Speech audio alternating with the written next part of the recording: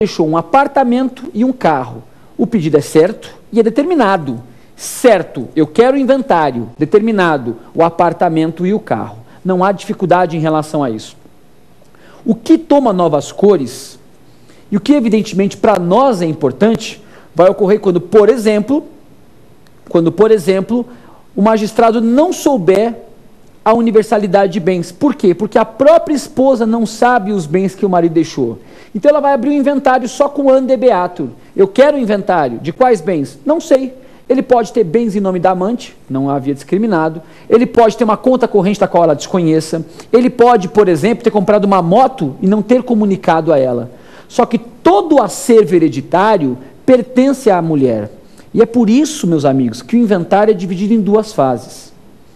Na primeira fase, você apresenta o que a gente chama de primeiras declarações, que você faz um esboço daquilo que o marido tem. E aí o magistrado, não é lícito ao magistrado, confiar nas alegações da esposa. Então o que se faz? Se expede ofício para Detran, BRF, Registro de Imóveis, Bacen, para verificar se o sujeito tem carro, casa, dinheiro, enfim.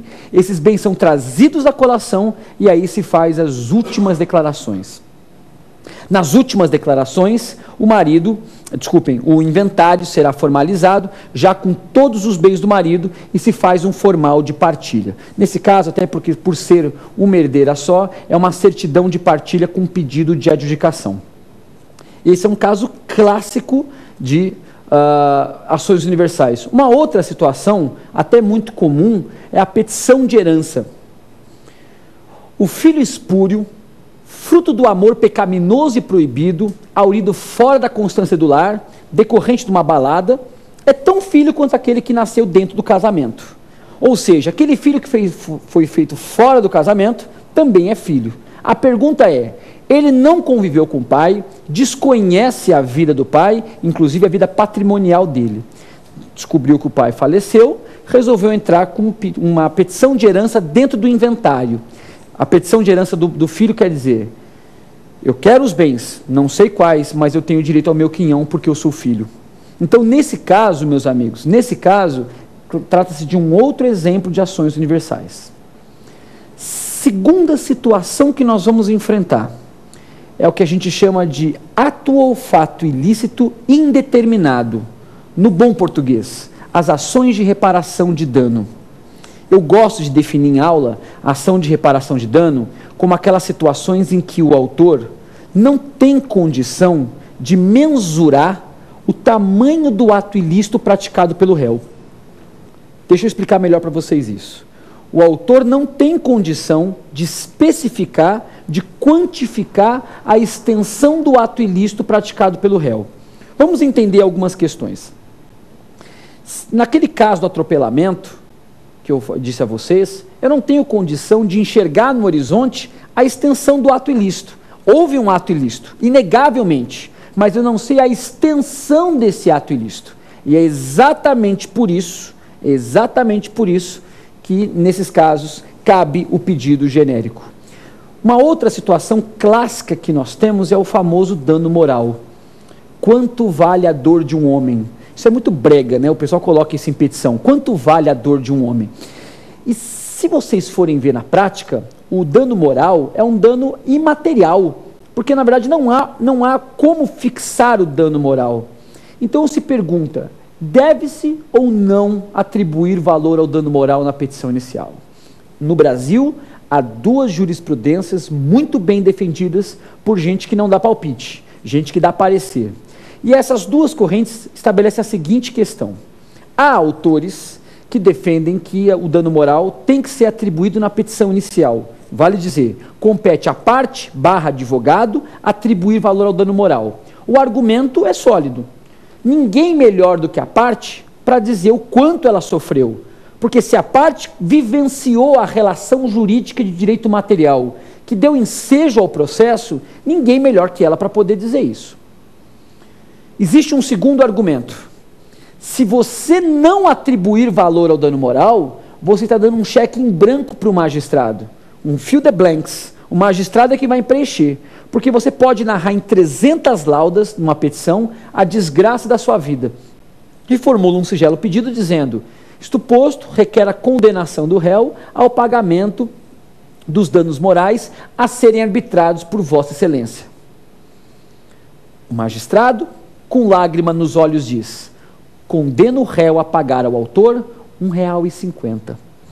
Os senhores vão ter que convir comigo que, a despeito do magistrado ter o poder de fixar o valor, ele fixou muito abaixo das expectativas, das menores expectativas da parte.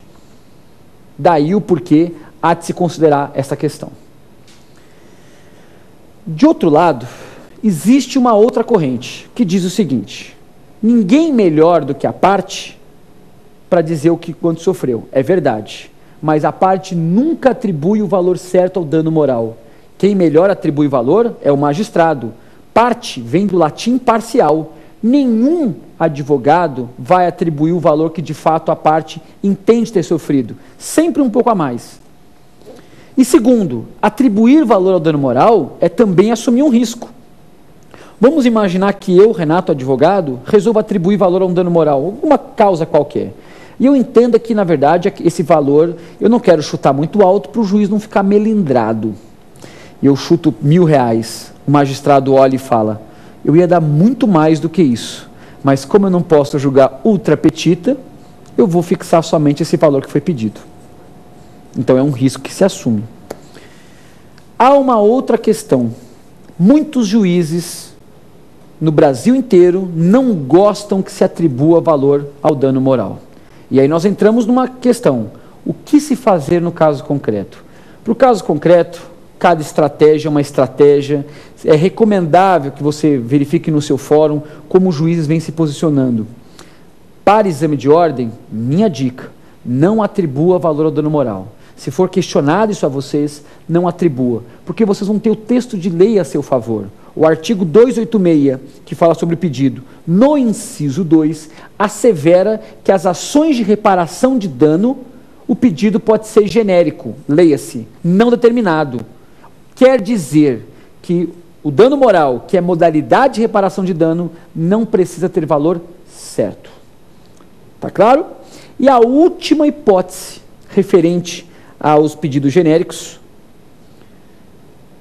o inciso 3, fala de quando depender de um ato a ser praticado pelo réu. É o caso mais incomum e eu vou dar um exemplo clássico para vocês. Prestação de contas. Se você tem o dever de prestar contas a mim e se recusa a prestar contas, eu vou ingressar com uma ação contra você de prestação de contas. Vamos imaginar, por hipótese, que eu tenha uma conta corrente, da qual você é gestor dessa conta, vai pagar minhas contas, e eu tinha R$1.000 nessa conta. E claro que isso é uma ficção jurídica, R$1.000 na minha conta, isso com certeza é depósito errado. Então vejam, eu tinha R$1.000 na minha conta. E o que acontece nesse caso? Quando eu voltei de viagem, por exemplo, minha conta estava zerada. Fui procurar você para que você pudesse me prestar contas, e você se recusou. Eu ingresso com uma ação no judiciário. E aí eu pergunto: quanto você me deve? Não sei ainda, porque você vai ter que prestar contas do que você fez com o meu dinheiro. Se você comparecer no judiciário e provar que gastou R$1.000 em meu benefício, você não me deve nada.